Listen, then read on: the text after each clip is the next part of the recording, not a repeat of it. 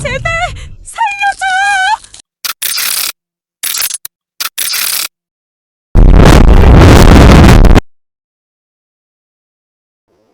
사랑하는 가족이 산채로 맹수에게 뜯어먹히는 순간, 상상조차 하기 싫은 이 지옥 같은 상황이 당신의 수화기 너머로 생중계된다면 당신은 감당할 수 있겠습니까? 2011년 러시아 감차카반도, 19세 소녀 올가 모스칼료바가 어머니에게 남긴 세 통의 전화.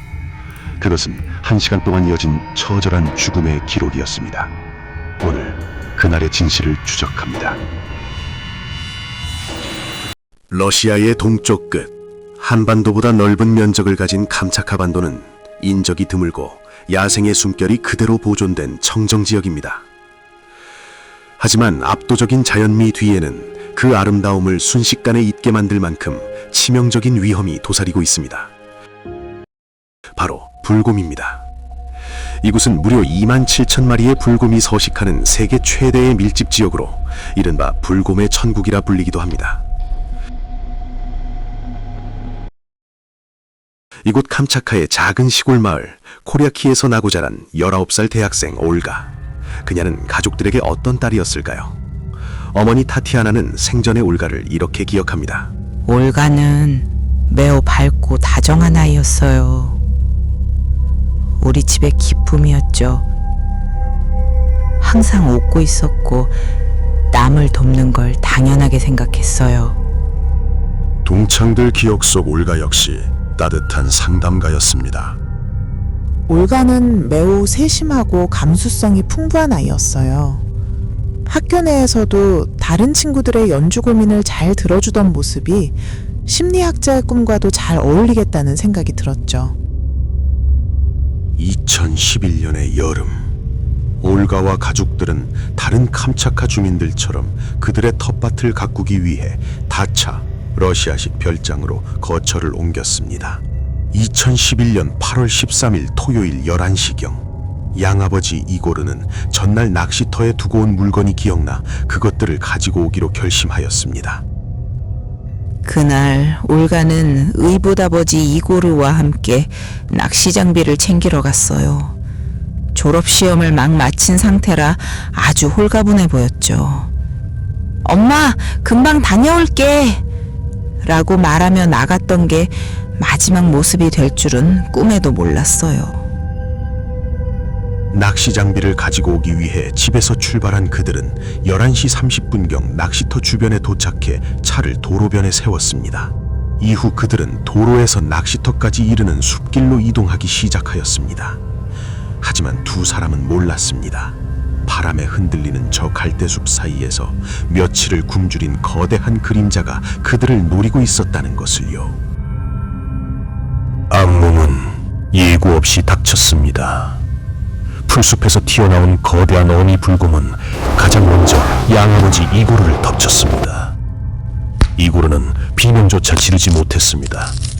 곰의 강력한 일격에 목과 두개골이 부서져 그 자리에서 즉사하고 맙니다.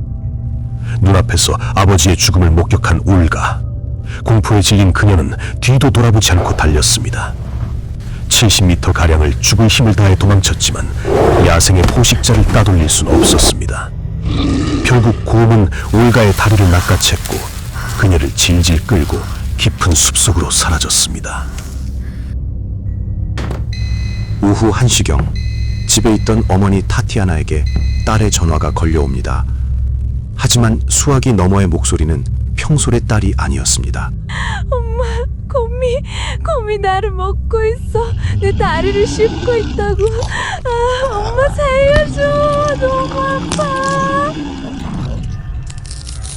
수화기 너머로 들려오는 소리는 연기가 아니었습니다. 어머니는 그제야 이것이 현실임을 깨닫고 실신 직전까지 갑니다. 미친 듯이 구조 요청을 하던 어머니에게 다시 벨이 울립니다. 첫 통화 후 얼마 지나지 않은 시점이었습니다. 딸의 목소리는 고통을 넘어선 깊은 절망에 잠겨 있었습니다. 엄마들이 다시 왔어.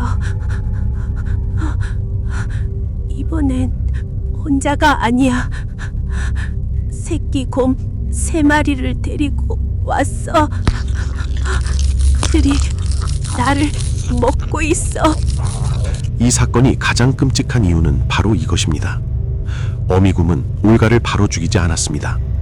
그녀를 제압해둔 뒤 숲에 있던 자신의 새끼들을 데려와 산채로 사냥 연습을 시키며 식사를 시작한 것입니다.